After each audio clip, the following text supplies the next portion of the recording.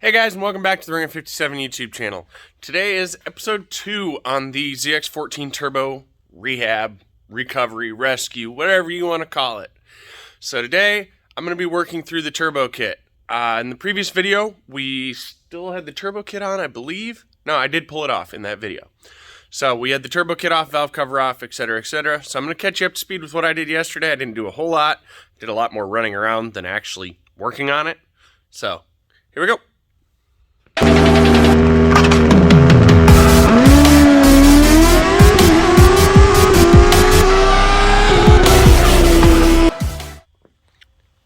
Alright guys, and here she is. So far we've gone ahead and we've got the valve cover sealed back up, new plugs in it, the actual plugs the customer paid for, gapped where they should be for a turbo. The harnesses are all laid back out. I went ahead and moved the injector harness a little further away from the injectors. Hopefully it's not getting some interference from the larger injectors. I doubt it. It's highly unlikely, but I'm just covering bases. I also moved the crank sensor a little bit. I do still need to ground the power commander appropriately. And we noticed that the bolts for the swing arm are not centered, so I'm not sure they're entirely tight. So today's focus is getting the turbo kit back on here-ish. So I say ish because I'm going to show you a couple pictures right here.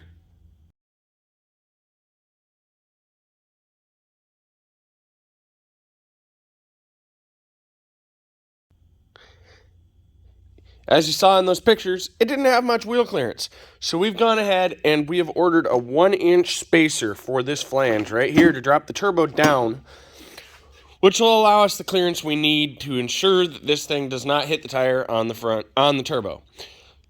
It's not the way I want to do it. I'd really rather just build a manifold, but this customer just bought this manifold. It's brand new, unfortunately.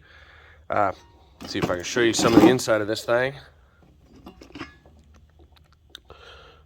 It is not the prettiest. You can't really see from here. One of these sides, that one right there. You can see that shadow on the bottom. It's because there's a 1/2-inch wall of pipe. So I've got to port this out.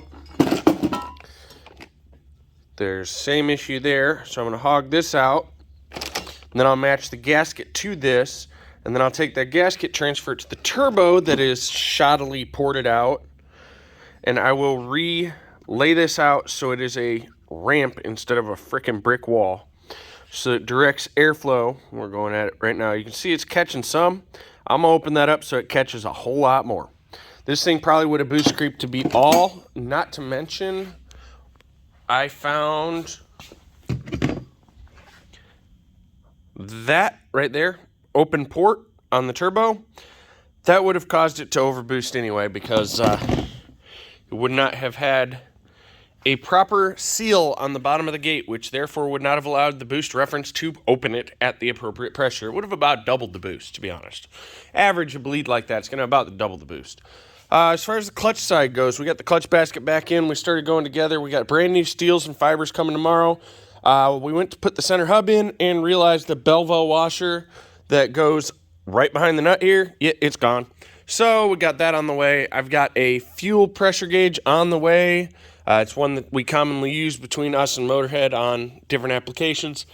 I have a Mac 3-port boost control valve on the way, along with what I call a dial-a-bomb. It's a dialable pressure regulator, so I can do a high boost setting on this bike. My goal is to try and get this thing down as low as 4 to 6 pounds of boost on gate, and then apply pressure to the top to bring it up to like 8, maybe.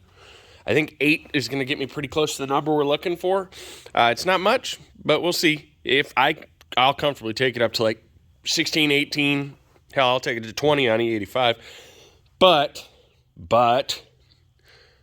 he doesn't want that power level. So that's where we're at.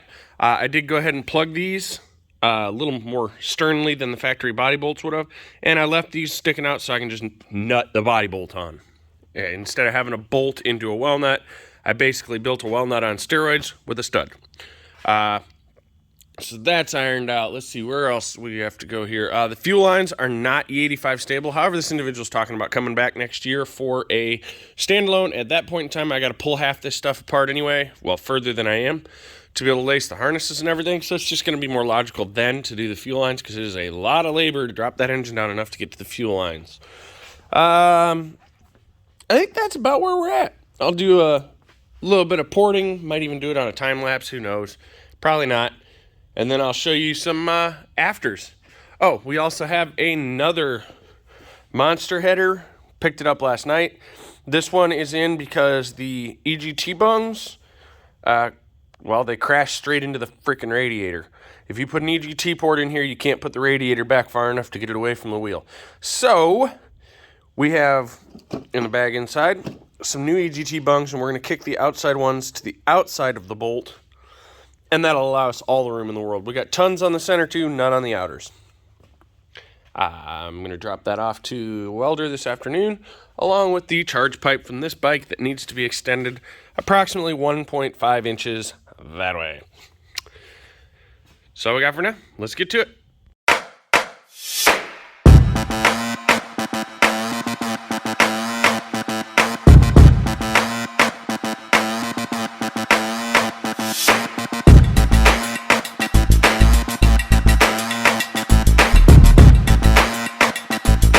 Alright guys, so progress update. Let's see if I can get some light on the situation. We did not take it all the way out to flush, about a 1/16 of an inch there, mainly because I need to keep some meat here, and this weld doesn't fully penetrate, so I don't really want to push it and have this flex and crack. This will have to go out and get surfaced because it's warped to beat all hell. This seems to be a trend with these turbo systems from this individual. This side's fine, but this side I'm still convinced was prefab, and this side was just nasty. You can see how much better that port looks. It's actually the size of the tube it's going into, and we went ahead and we matched the gasket. Now I'm going to take this gasket, move it over here, and I will trace that out. You can see the difference. I will trace that out, and I will build a slant this way and this way inside to scoop that air up and get it out of the way. So I'm going to go ahead and take a paint marker. I'll line up all the bolt holes, take a paint marker, trace that out, and then we'll go ahead and start hogging on this. Once we get through that, we got a whole manifold to clean up still.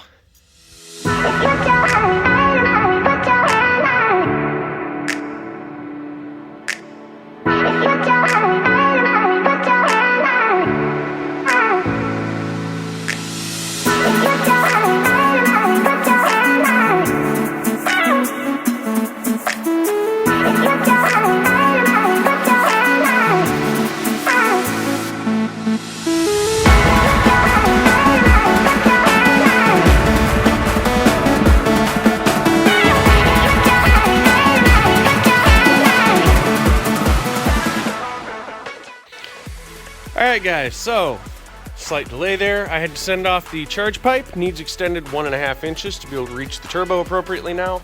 I could have changed out the silicone coupler, but it was just easier and quicker to have a local guy weld an extension into it. It'll be nicer, neater, probably be the best welds on the damn bike. Anyway, so that's sent off. I also sent off the dump pipe because the flange was severely warped. He's going to go ahead and flatten that out for me, and I set off a manifold for another Hayabusa, Mr. Dumas, to get EGT bungs welded up. We have completed the port work. If you can't see, hold on. It is much better. And it has a direction of flow now. You can see it's getting scooped up, pushed out. You never just hog these straight out. You want to ramp to them an angle so that they're intercepting downstream. So that is done. Gasket is matched, dump pipe is done. Now we are working on our header here, guys. We've gone ahead and knocked the, dang, can't see where the hoop, knocked the wall out of that side. I still have to knock the wall out of this side. You can see how freaking shut down it is. So we'll get that opened up and we'll be ready to go. It is slow going. This is 304 stainless and my carbide's not appreciating it, but away we go. We're gonna get that knocked out. Once we get that done, I will flush and clean that out adequately. And we can go ahead and get the header hung back up. Then we're gonna hang it with just 2 bolts for now. Then we're gonna need the spacer flange. Once we get the spacer, we can mount the turbo up, go through the annoying freaking step-by-step. There's a certain pattern to installing this turbo on this bike. Once we get that mounted up, we can pull the whole thing back off, tighten the turbo up where it's clocked, put the manifold back on finally, and be done with the reinstallation. We'll go ahead and replumb it.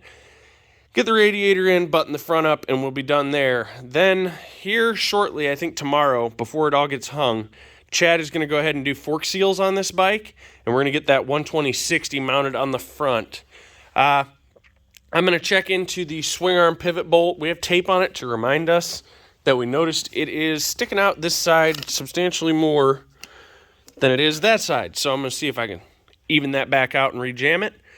At that point, I think we're going to be dead in the water on this for probably about 3 to 5 days. Clutch will probably be here tomorrow or the next day, but we're going to hit a little lull here. And we're going to jump over to these Gixxer. This Gixxer has a issue with you'll ride it down the road X distance and it'll just shut off. Turn the key off, turn it back on, and it starts again. So that'll get on the dyno, get some ride, and see if it does it on the dyno. If not, he has to get a front tire on it before we can street ride this thing. It is dangerous. But we'll get that done, and we're going to clearance the bodywork that his buddy put on it because he's asking for a fire here. Clearance it for that exhaust. This bike here needs fork seals, but after some evaluation, I'm going to put you right here so you can hear this. Let's see. Ready? We determined we are not going to rebuild these forks, and we're going to let him know he needs a set. They have been without oil long enough. The bushings are out of them. Someone siliconed them. They are just toast. So that's what this girl needs. And then we'll clean it up, get it ready for him. And we'll move onward from there. I'm going to touch base one more time before the end of this video, let you guys know where we're at, see if anything changes, and we'll get to you then. Alright y'all, so we are outside of the shop. I have gone ahead and finished up the port work on this. Wow, it really doesn't like that frame rate. But you can probably see with the flashing light that's, trust me, that light's not flashing. But anyway, how much bigger that port is. I have doubled the size of that runner. That was the one with the Great Wall of China in it. That was a 1/2 inch tall. We got that one opened up. That one opened up. We basically knocked off all the crap that was just overhanging everywhere in here. I have a little bit of smoothing out to do. I'm not really too concerned about it because it is a header, but I'm going to clean it up some. Didn't dig into anything. Nothing's off of a weld, but yeah, that's where we are. The flashlight apparently doesn't like the camera, but yeah, we got that all ported out. We're about 3 hours into all the port work. So we got all that knocked out. Hopefully I get a call today that all the welding's done. That would be excellent. We'll get that done. Hopefully I get a call from the machine shop. I got 3 engines over there right now, so we can get rolling. But for now, I can get this mounted back up on the bike temporarily to start fitting everything, and I'm pretty much dead in the water. I'm probably going to roll it off the lift tomorrow, let Chad start doing the fork seals. That'll probably be over on his channel. If you want to check it out, Team Righteous. That's where we're at for the day, guys. Have a beautiful day.